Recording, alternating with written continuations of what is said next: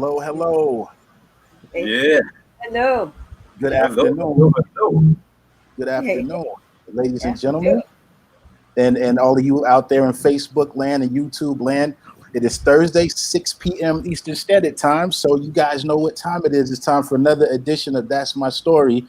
Tonight we're on episode 18. So I would like to take a moment and just toast my co-hosts real quick. Can we just get a virtual toast real quick? Here we go. All right. That's All right, my ladies and gentlemen, I go by the name of Jerry Midas Hardison. Joining me, as always, are my phenomenal co-hosts. First, representing the ICATs and the Honeycomb, singer, entertainer, all of that, Miss Shelly Clark White. Hey. Also representing the chairman of the board, we have saxophonist, musician, vocalist, as well as producer and arranger, Mr. Ken Knox. Hey, y'all. Hey, you guys doing okay this week? Yeah. All right. Excited.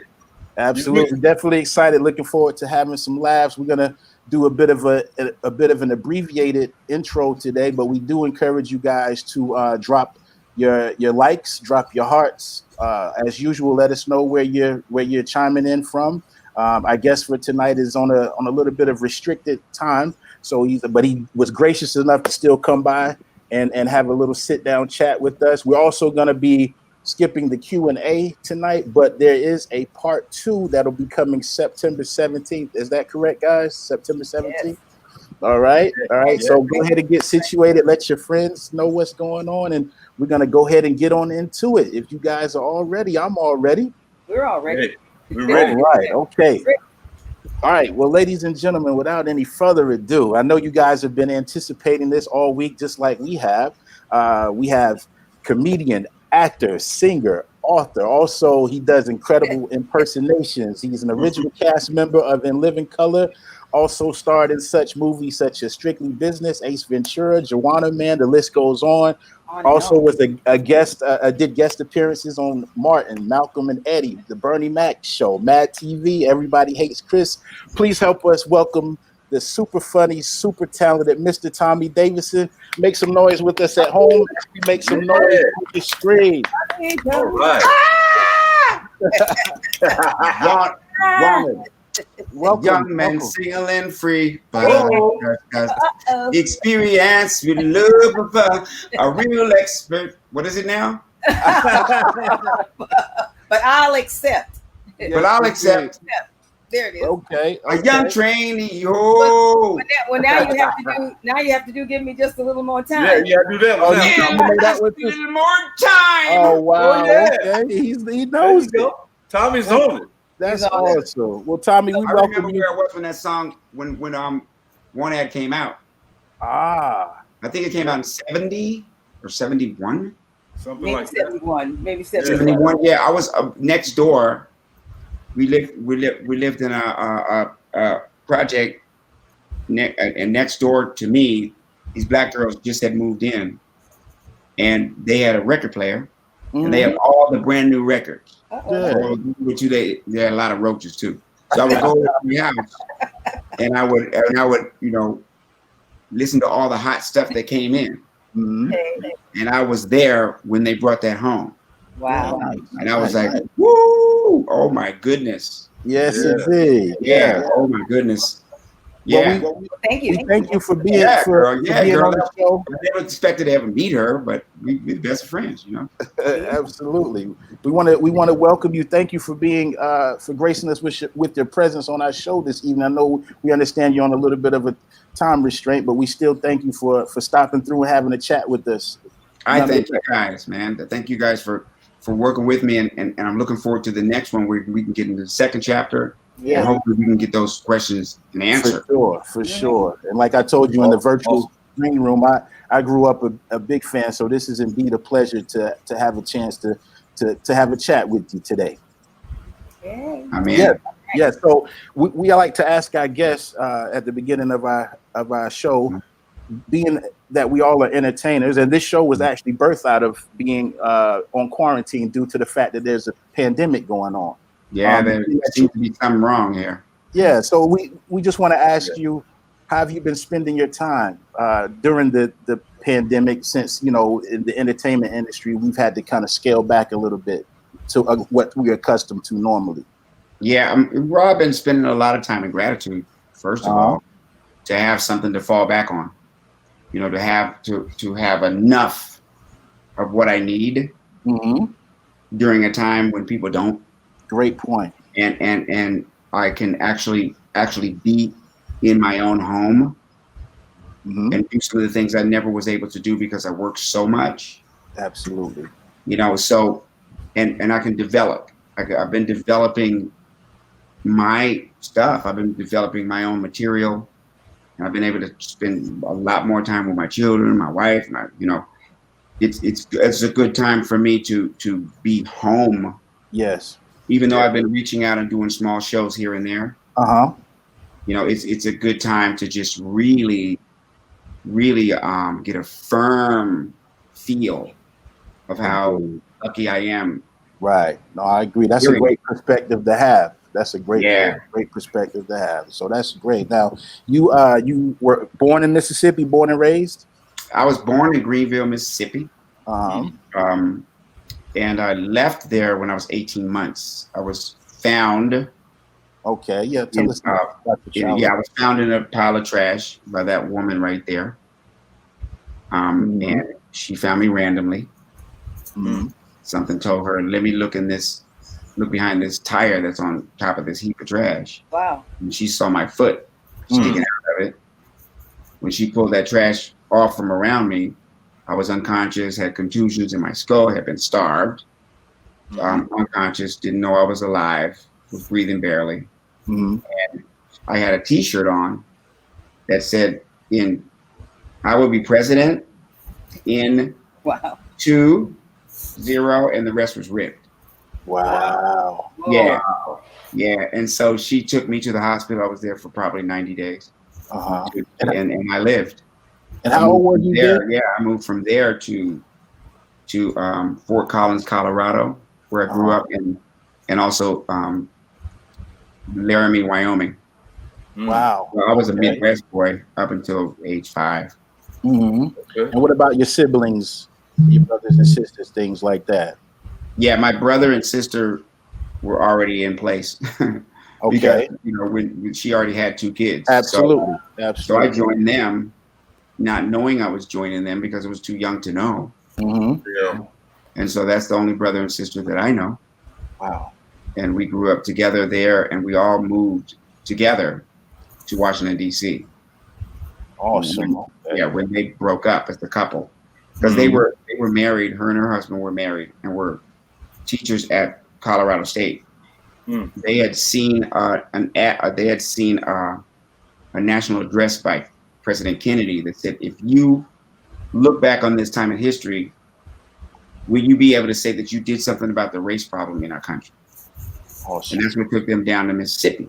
Okay. They went down there and said, what we can do is go and help immunize children and maybe help with some voting drives. And so they picked a city in the South to do that.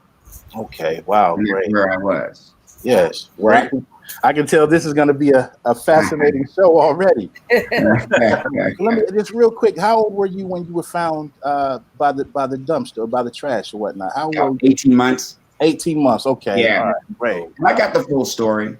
Yeah. I got the full story. She actually, my mother, Barbara Davidson, knew my real mother when she went down for that small period.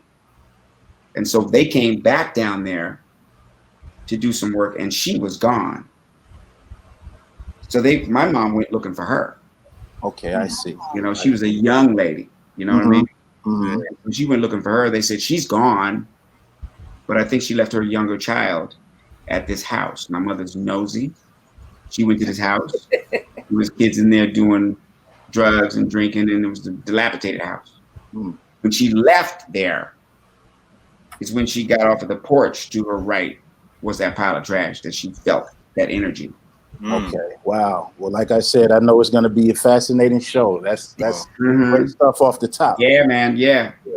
So Tommy, big fan, huge fan, especially when you're saying, "Give me just a little more time." Time.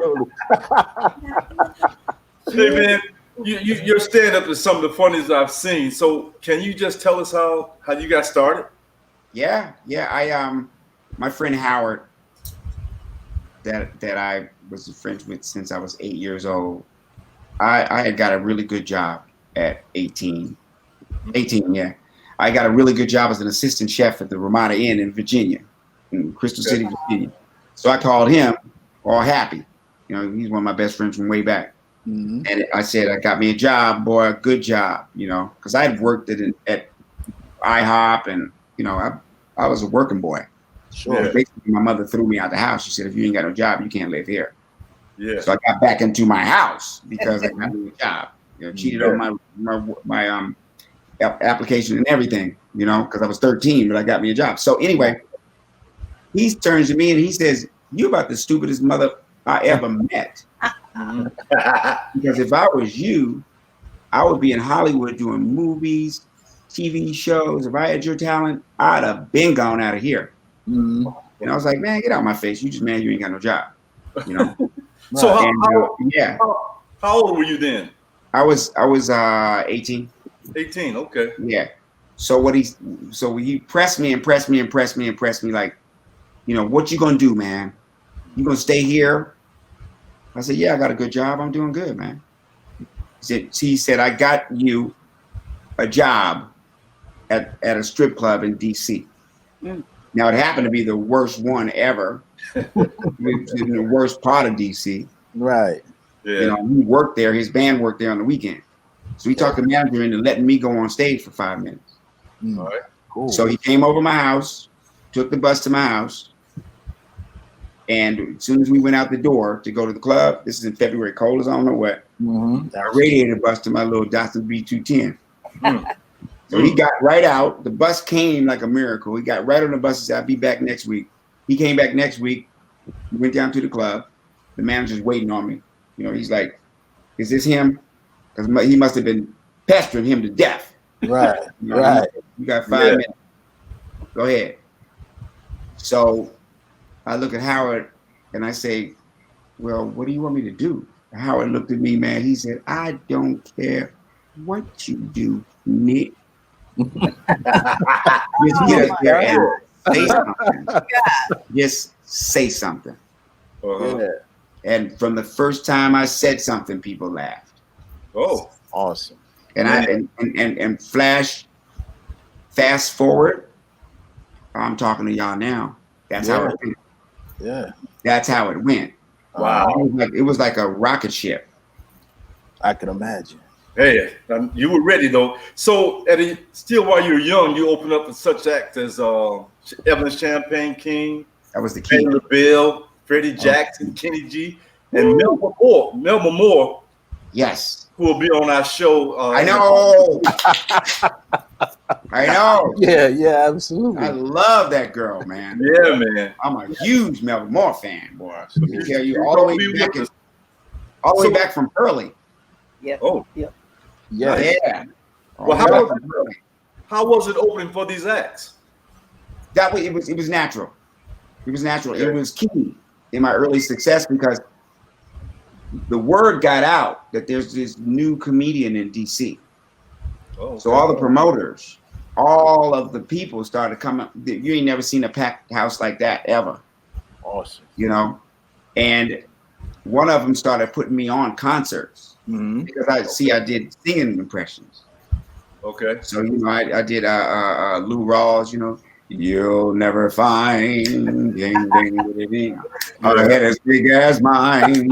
Yeah. So I mixed the comedy with the singing. Yeah, nice. You know what I Yeah. mean? Lionel Yeah. Richie, still on down the line because it's funny all the time ago because my wife just broke my nose because she caught me again. You know what I mean? So I do all these impressions that went, and plus I do the singers of the time. Mm-hmm. You know, Freddie, some things that I like to say were sometimes get in the way. You know? And so I do these impressions. So Yeah. he put me on all the shows with artists, singing artists. Makes sense. So I'd be able to do comedy and do my music in front of the right audience. Mm-hmm. So they started taking notice.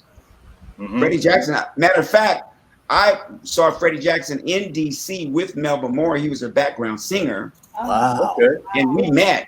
Mm. You know, Oh, nice. and he said, and I was a comedian on the show. He said, I got my own album coming out. You should come up to New York and do some background. Well, I ain't know him. You know, I was like, I don't know. So he comes back through DC the next year, and I'm on the show with him. Okay. Stuff started happening for me early. Yeah. And he remembered me. I was like, remember me at the thing? He was like, yeah. But he told me his thing was going to come out for the summer. I ain't mentioned it because it was a #1 hit. I had a chance to come up to New York and do background. He invited me. Okay. Rock Me Tonight had come out, and he was the headliner. Yeah. So that's the kind of connections that I made with Patti LaBelle. Yeah. KG. Yeah. I went with them. Right. Before I Live in Color. They were like, you are going to be big. That's awesome. Nice, man. So is it around this time that you made the decision to move to LA? Yeah, that was it. Got too small for me, DC. So I had won the Apollo, you know, which was real then. Absolutely. You know, yeah. You'd hardly see Sandman. What's his name? Sandman Struthers. You would hardly see. Was it Sandman? I forgot Sandman's last name. But you would hardly see him in the real one because everybody talented, right? Yeah. He back there with his outfit on and ain't getting no stage time. You know what I'm saying? Yeah. So I lost that to a guy, David Peetson. But in the interim, I was so outstanding or such a standout as a comic that Apollo wanted to sign me to this big contract with them, Percy Sutton and his whole crew. And I got lucky because I met a young attorney who really had stars in his eyes and said, you can do anything you want. You can write your own ticket. You can be a film star. You can be whatever you want to be.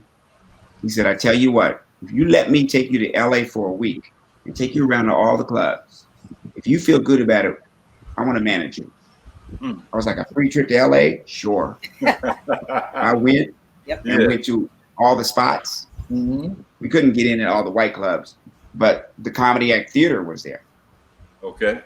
And that's the hot spot for every comic that you know, hosted by Robert Williams.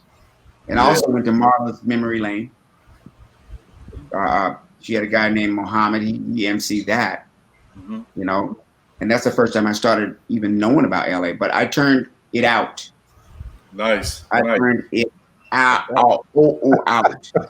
Okay. We're gonna move back there, and we did. Nice. Awesome. So is that when you ran into Eddie Murphy? Yes. Yes.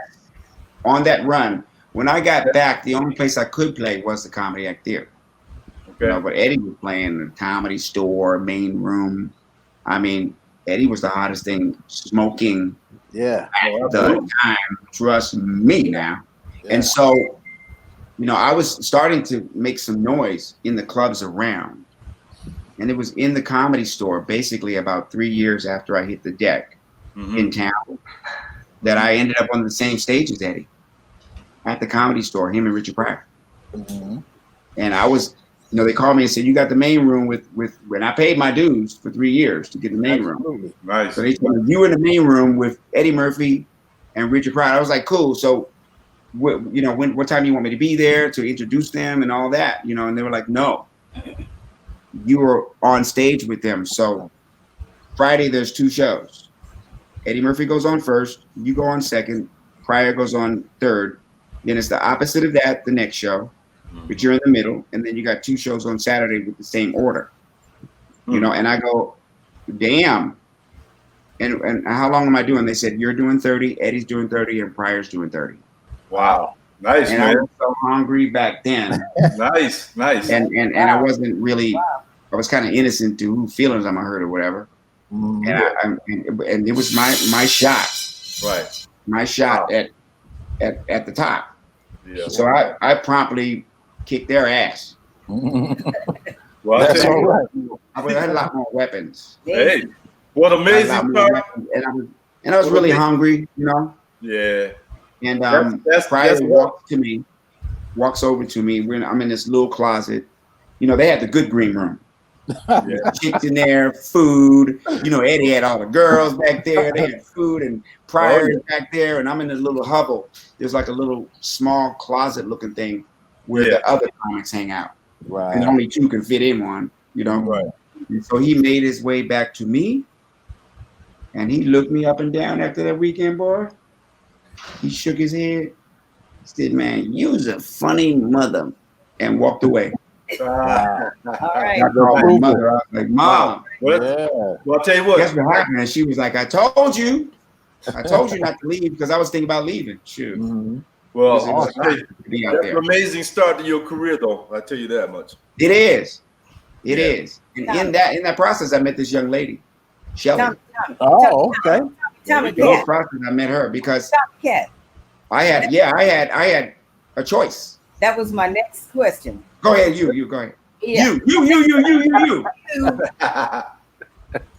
Living in LA, at that time I was working up there at Paramount Pictures for Eddie, and you'd come up there bouncing around up there with all that energy, and it was I felt my sworn duty to get the whole department interested in seeing you.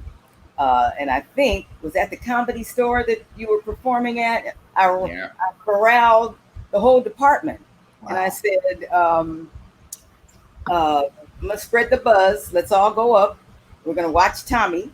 And right after that, you were cast in Paramount Pictures, Eddie's production there, The Coming to America. Yeah, Mark McCarthy. First of all, I want to thank Mark. He really worked really hard.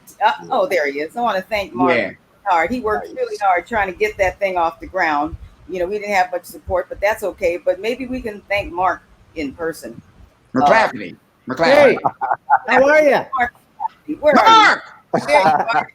Tommy, Oh my God! it's good. Hey, I hope we've surprised you. That's great. That is I'm glad to see you.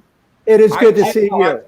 The Coming to Americas, and I was like, "Where's Mark?" Because man, I gotta thank you right now because That's right. you were the one that chose me.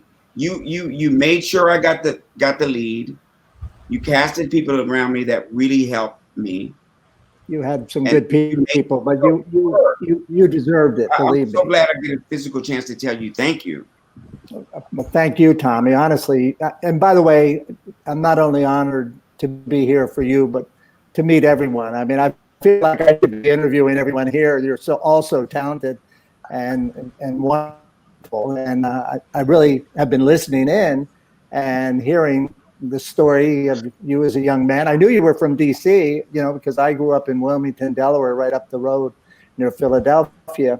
And, I remember that's the first thing we kind of bonded on, the fact that you were from DC, and I had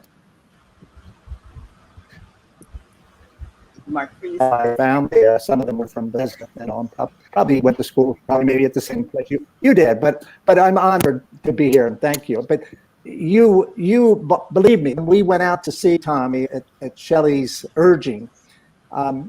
Right away, you blew us all away on that stage. What you did. I mean, it was really. You see people when they're and you see people, that really you see right away. They know what to talk about. They relate to people. They tell personal stories, and I think your ability to translate a lot of your life to the people was wonderful. And we had to get you up. We went back to Paramount the next day, and I remember having conversations with CBS who had bought the pilot, and of course Eddie was on board right away. Tommy's the guy. Let's go for him.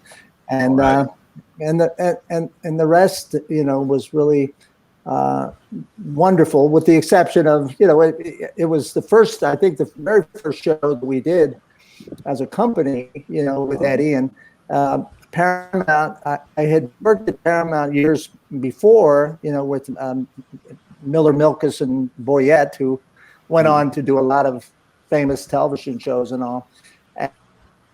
And I had been working with another fellow, over at the Fox lot, who did a lot of drama, and I got a call to work with Eddie, and I met Eddie in Detroit, and we traveled from Detroit to Chicago, and 3 days later, I was exhausted, had to get on a plane to go back, but you were the first really person that we identified as the guy to work with, and the one thing I feel bad about is we ended up with a writer, and sometimes at the time there were only 3 networks, and it wasn't like it is now where we could take the show and do 10 different places, and if we didn't like them, if we didn't like the writer that wanted us to assign to the show, we could say, well, fine, we'll see you later. It was 1 of 3 places, somewhere else. So it was great, and you really delivered. I'm sorry that the writer we had assigned to the project, who came as a network approved writer because he had done shows. One of those things, I feel like we really let you down. We really let you down because it was. I don't think so. Yeah. Within the context. Of what was going on. What the networks don't give you, the production companies, is they don't give you an opportunity to produce the show the whole way. Now that I know the business, the whole way through, pick the right writer, and this because Paramount has contracts with showrunners. Exactly, they do, and they fulfill a contract with them whether they're a mix or not. Right. So the best shot you guys had was this, because your arms were tied, because you had to be. You were there to do shows for Eddie's company. Absolutely. So in order to procure that show, you had to work with the writer. You knew you had me, and so what you see is actually a really good pilot. What you see is this really individual. It was great. I think if you had a writer who understood all about you, everything. And I sat down with you and said, Tommy, like we're doing here today, all of us, and finding out about, tell me about your upbringing, tell me about you. I think we could have brought a lot more of you to the show. And really, the funny thing was you were doing a show, obviously based on a very famous movie. So it was harder on you than perhaps anyone, to do that. But I think we would have been better off had the writer understood you and your comedy and your life, and we would have been able to deliver for you, and people would have said, that guy is really terrific. But the network really didn't give us that chance, which I'm sorry for, The one thing that happened that was great, Mark, is that you hired me to be Tommy's dialogue coach, right? We did. So we did. After that, Tommy sort of made me his personal assistant. But he was coming up to the house every night. We were running lines. And I wanted to thank you for that introduction to him. But I also want to thank you for found out that you were the former campaign director for Joe Biden. And so what? Before I moved to Hollywood, I was working for George McGovern, in his 72. It's probably before all of your time. I'm sorry about that. But I was working with George McGovern, traveling around the different states, Milwaukee and New Jersey, and they put me in charge of running parts in each county and things like that. And I went back to the convention that year, which was held in Miami. And I grew up in Delaware, as I said. And in college, I was president of the student body at the U of D during Vietnam and all that took place with Vietnam. And Joe his brother kind of knew who I was, and when I saw them in a room with happened to be with a writer from the Washington Post, and they asked me if I'd come back to Delaware and become campaign director for Joe's initial campaign, which I was thrilled to do. Thank you. And I'm so happy. Believe me, I'm so pleased.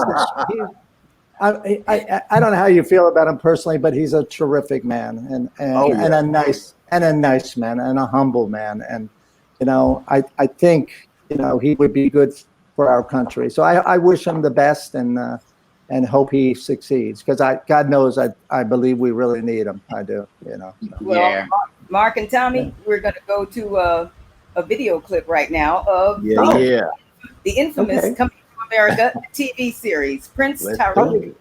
Tommy is going to look at it.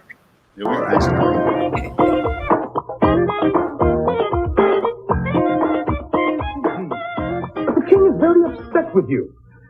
He feels that you are a constant embarrassment to yourself and to your nation. Me? He's still upset that I put the sandwich in Nancy Reagan's bed. Did you see how thin she was? She looks like a pet dispenser. Big old head. Forgive my impertinence, Your Highness, but there are some days when I wish that you were someone else. Fine. You want someone else? I'll be Stevie Wonder. I'm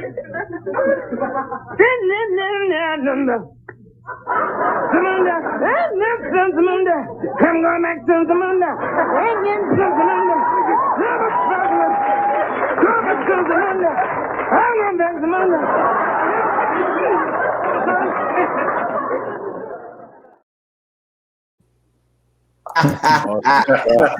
Nice. No, that was funny. Honestly, there was no mistakes. Everything happened for a reason, and you guys knew that I was the guy for that, and it was the choice of the network to take a chance on this show, because, like ABC, making sure that Roseanne, making sure that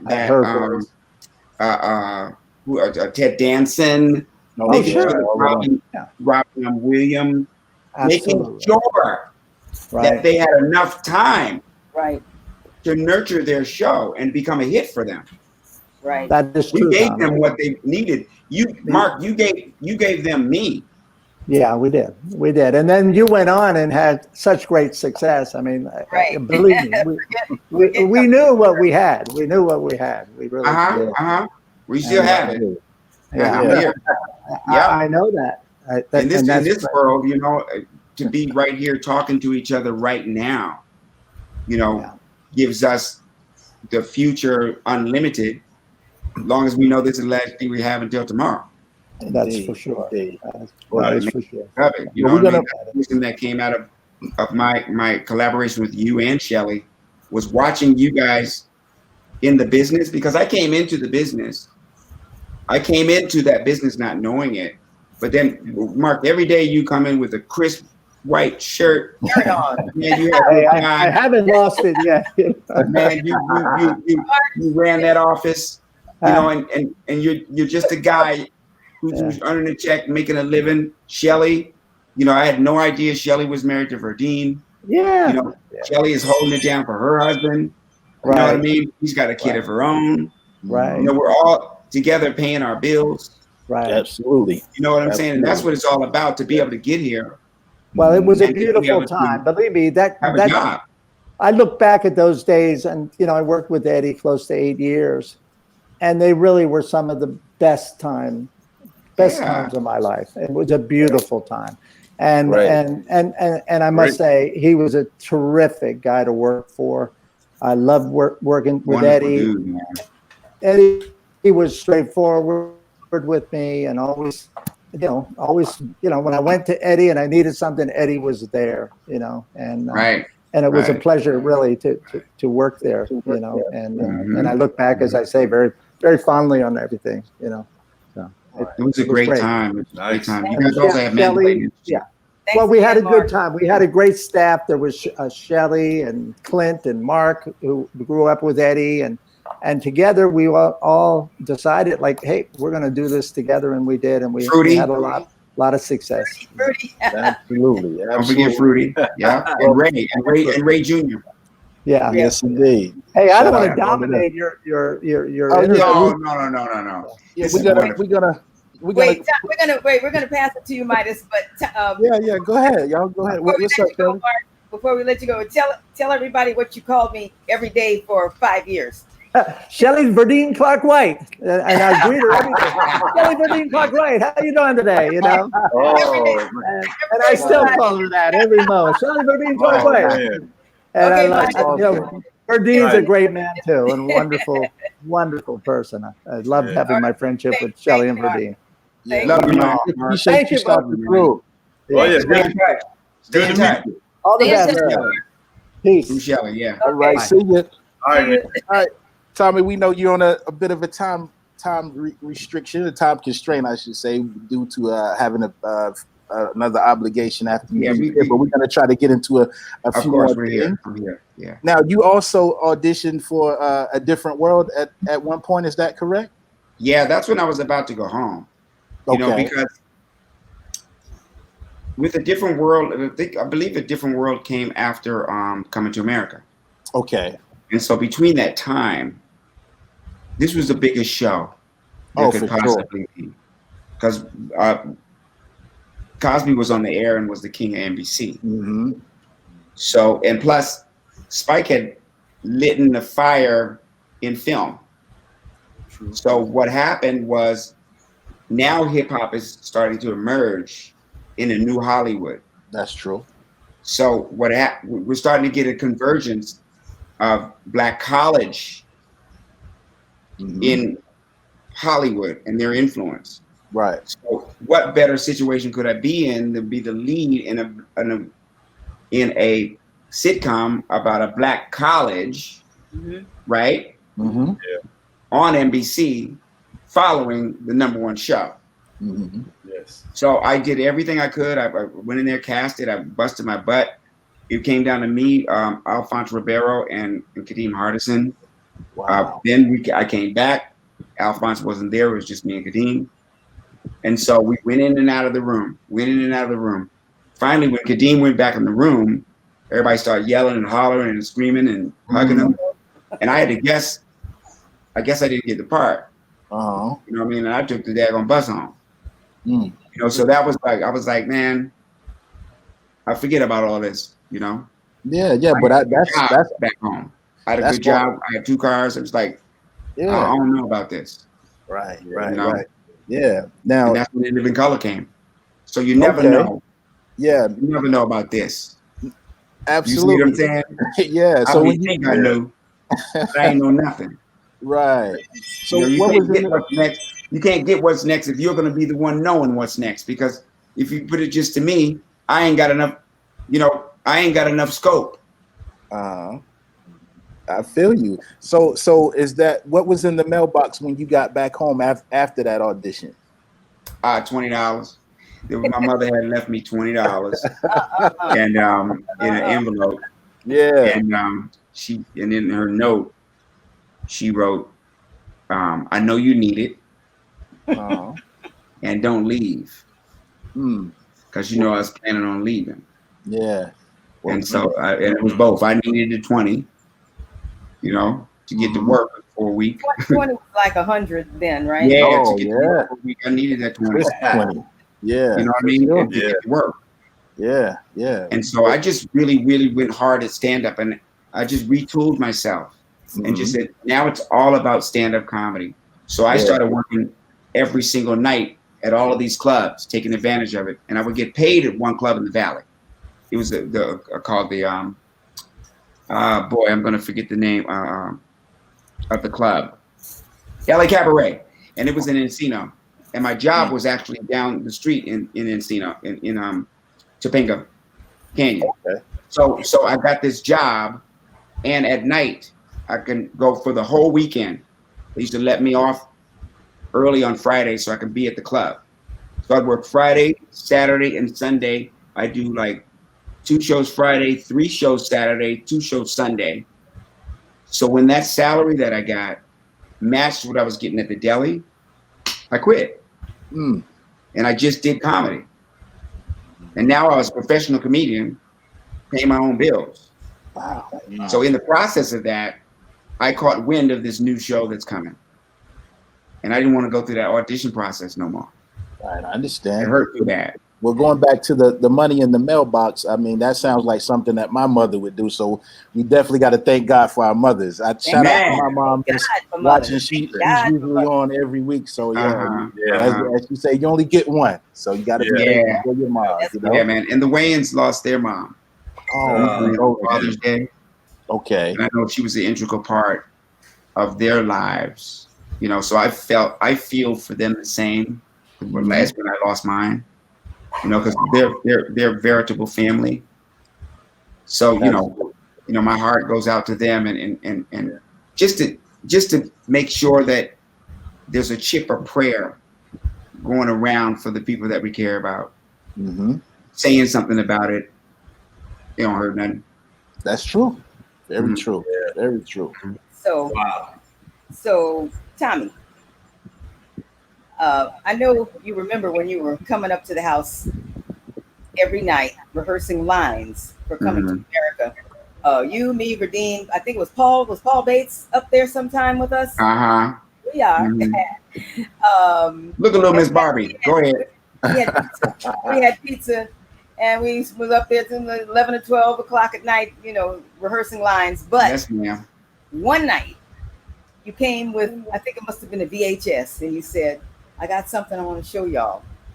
And you put this VHS in, and it was comedy skits with you and people I didn't know. There were some fly girl dancers, and Oh wow. Right. you said, this is a workshop that I'm working on, and wait, what do you guys think? You think it could be something?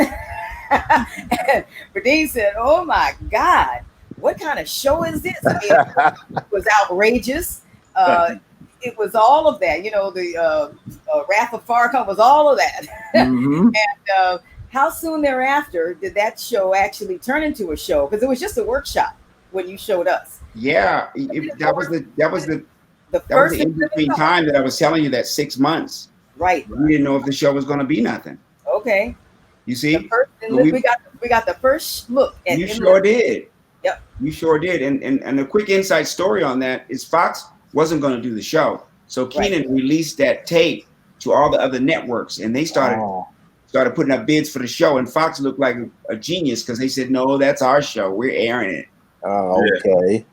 Yeah. That's how it was born. Nice. Wow. Nice. Yeah. Yep. Okay. And here I am. Hold on. Here I am at Verdine White's house. Okay.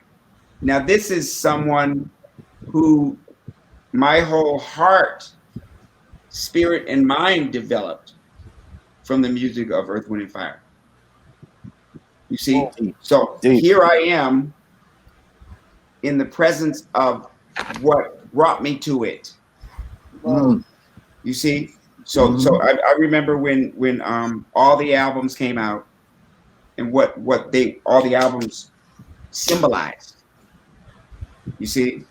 Absolutely. So you know there was this paint a pretty smile each day. Love it is a blessing, yeah. Never let it fade away. It's all about love, yeah. Right? Talking to yourself is fine. Makes you feel much better. Boy, the way you draw the line, yeah. All right. Going in. Rather fall in love one day. Truly as you need it.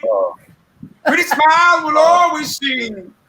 Yeah. Right? Yes, indeed. And then he goes on to say, we studied all kinds of sciences, astrologies, and mysticism, world religion, and so forth, you dig? Yes, but indeed. like coming from a hit place, all those things help because they help you improve your inner self. Have mercy. Mm-hmm. That's right. Yeah. Right? We're trying to tell you, you learn all the beauty inside you. Yeah.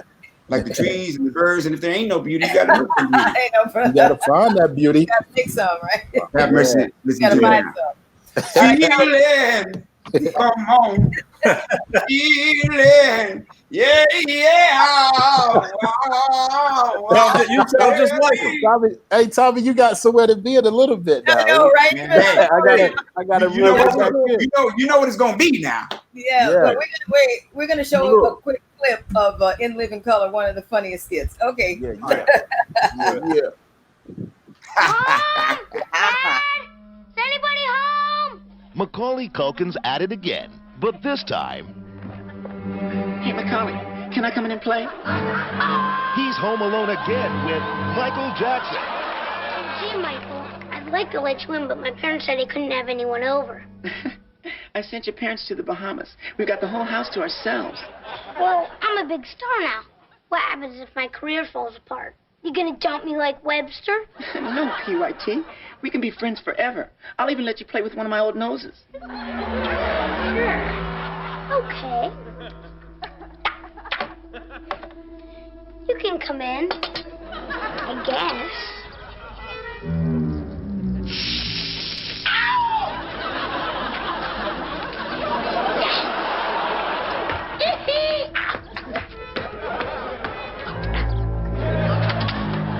Let me in. I've got some naked pictures of my sister. Who doesn't? Why don't you just beat it, Michael? Hey, that sounds like a great idea, Macaulay. I'm hurt there. Hurt there. Hurt there. Hurt there. Yeah. Come on, Macaulay. Open up. I'll let you play with my monkey. Or better yet, we can blow bubbles. Okay, Michael. If you really want to, come on in.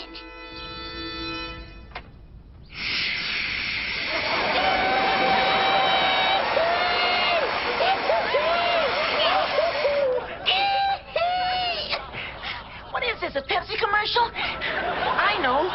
Let's play at my house. I'll let you play with the elephant man.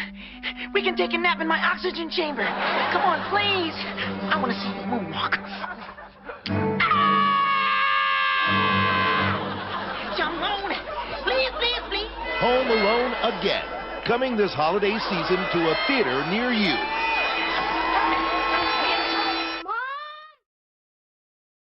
Wow. Oh my God. Wow. I had to, Oh my goodness. hold All those right, up for Midas. you. All right, Midas. Yeah. Oh my goodness. Oh. So You forget all about I that. know. Yeah. all right. So Tommy, let me say this. Wow. Let me say this, Tommy. You have a lot of energy, man. I Man. mean, when you were doing your skits and stuff like that, did you have to work out and keep your breathing and stuff together? How was that? Born for it. You know, born for Right. this. Born for this. Like, you know, you put a basketball in Jordan's hand. Yeah. You put a football in whose hand? Mahomes or Wilson? Russell Wilson? Right. You know, you put me on a stage, no Yeah. matter what stage that is. You give Savion a pair of tap shoes. You know, you put People Bryson behind the mic. You put me on a stage. Yeah. You know, I've always been known as a natural, because Absolutely. even as a child, they would take a spoon, a Silver. 4-year-old, put tinfoil on the top of it, around it, lift me up on the table, and I do Aretha Franklin. I knew all the dances. I knew how to do the pony, the boogaloo. Yeah. You know, Damn Out, I'm Black and I'm Proud. Every hit that was out, I could sing before I could talk. Mm-hmm. Wow. Well, So I consider myself a natural, and then I had to really learn a lot of technique to add to that. okay. Yeah. Not like an athlete would add fundamentals. Okay. Hey, Like, so for lack of a better example, or a good example, Shelly, you ain't here, but Verdine's a great bass player, but because he works so hard at being a bass player and knowing everything there is to know Right. what that instrument can do, he flew himself. That's You awesome. see? And it's the same rudiment. The same rudiment just works across the board. Yeah. You know, us as black folks, we're born with that. Right. Once we find that talent, we're going to excel. You're a boxer and karate. You have energy for all of it. Yeah, I got into martial arts when I was really, really young, and that kind of was a natural for me. I got my ass whipped a lot, but you know, that's all right. Yeah, but you know, we're winding that's down. where that came from. We're winding down the show. Right. Yeah. So, Tommy, where can we find you or your social media links? I'm the real Tommy Cat on IG. That'll lead to the rest of my links. I don't really get on Facebook that much. Right. It reminds me of the bathroom stall. Yeah, anybody can write something and everybody has to read it. Yeah. No doubt. No doubt. This is on Amazon now. Yeah. Okay. Nice. And that'll go over the book up. We got all the links up. There's all the links. There it is. Check the book out, folks. Yeah. We got the book. We got the chapters as I need to do. Living in Color, Tommy's book. Yep. Everybody go get it. I read it in 3 hours and almost went blind. but it's a great read. It's a great read. Yeah, definitely. There you go. There you go. Nice. Fantastic. Well, we're at the time of the show where we're supposed to remind everybody to tune in next week, and we are going to have the fabulous, amazing guitarist. Look at you, Eric Bryce. Eric Bryce, guitar player with Chaka Khan, Stephanie Mills, the Clark sisters, Fred Hammond. Who'd I leave out, Ken? Oh, that's a lot. That's everybody. Aaliyah. Yeah, I throw Aaliyah in there. And we have to remind you to come over to Celebrity Shoutouts and click on one of the celebrities and let us do a shout out for you. We'll shout out anything you want. You want to divorce somebody, we'll shout that out. You don't even have to say it. Let us handle it. There you go. And now a word from our sponsor, Celebrity Keep that down around here. Yeah.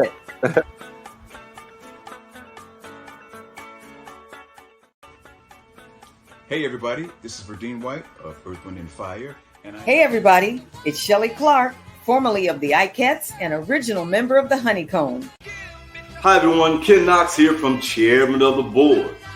Hello, ladies and gentlemen. Jerry Midas Hardison here representing the Chairman of the Board as well as the executives. We are the hosts of That's My Story.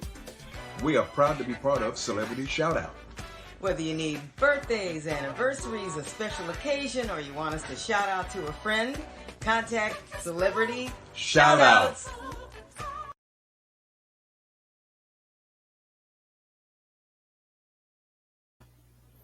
Yes, indeed. Nice. And ladies and gentlemen, we are omitting our Q&A portion of the show tonight. Tommy has another engagement to get to in just a little bit, but we will be doing part 2 September 17th. So make sure you mark your calendars to join us for part 2 on September 17th. Tommy, we may have to get you on our Celebrity Shoutouts website. I don't have no problem with that. Can I ask you guys a question? Sure. Yeah. If it takes a couple of other chapters to finish this, can we do it? As many as you like. What about that? Absolutely. Because there's the thing about the book is it's so multifaceted. Oh, I know. And it covers so much of the business and so much that it's only going to trigger a whole lot of integration. Yeah. And that would be good for me. Absolutely. You know? Okay. Absolutely. We're here for you. We're done when we're done. Yes, That's indeed. right. Yes, That's right. indeed. Many times as we need to. Yeah, and before we let you go, we want to remind all of our viewers to be sure and like our Facebook page as well as our YouTube page. Yes, absolutely. The official Chairman of the Board over there on YouTube. Like and subscribe so you can get the content as it is posted. Get it hot out the fish grease, so to speak. You know, and please remember to do that. And you can also find us now on Twitter, and that is at @SMyStoryThat. For all of you who have Twitter accounts. Or is that Instagram? Which one is no, that? that's the Twitter account. Oh, Twitter, at @SMyStoryThat. That, okay. Yeah. Mm-hmm. And also the Instagram, under Instagram, there we go. That's My Story Show. So Twitter and Instagram users come on over and follow us. We're trying to increase our reach, so to speak. So you guys will know when we have new content, new information for you as well. Any closing words, guys? Tommy Cat. Tommy get out of here. Tommy Cat. We thank you. That's his name. That was my Tommy Cat. name. I have a request. Yeah. A little bit of one ad and give me just a little more time before you leave. Okay. Wanted. Young man, single and free. I ain't been that in a long, long time. All right. Give me just a little more time. Yeah. Wait. Okay, I have one. My favorite is Sylvester Stallone. Oh, gotta have that. That, Shelly, can be done easily because I think one of the reasons why Stallone was so successful is that, with his acting, he was the same thing in every movie. You know what I mean? So like in Rocky, you see his lines were easy. Why you looking at my house, Mick? My house stink. All right, stinks, Mick. All right, stinks, Mick. I never asked you for no favor. You want to fight the fight? I'll fight the fight. You won't be there. You got him down pat. Wait, one more. Sammy Davis. Yeah, that's my favorite. That's a classic. That's my favorite. First, give me just a little more time, babe. I'd like to just close this thing by saying to all of you, and hold on, Shelly, because the marble got to come out for a second. There you go. I want to build a mountain from a little hill. Want to build a mountain. At least I hope I will. I think Shelly's Yiddish too. I want to build a mountain. Gonna build it high. I don't know how I'm gonna do it. I only know I'm gonna try. Wanna build a daydream, as I will someday. And the Lord sends Gabriel to take me away with a fine young son to take my place. I'll build a son on the heaven on earth with a good awesome. Hold on 1 second to close it. Pow! The marble's out. Hey Tommy, we're gonna get you to stay on the line. After we roll the credits. Got it. If you have a few more minutes to spare. We got about 2.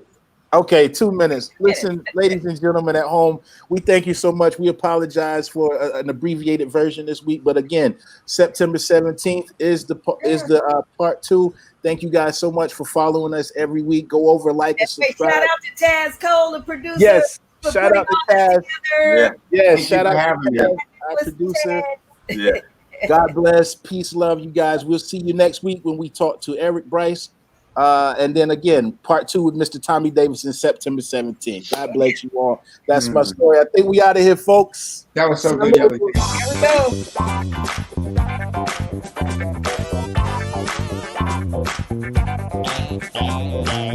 go.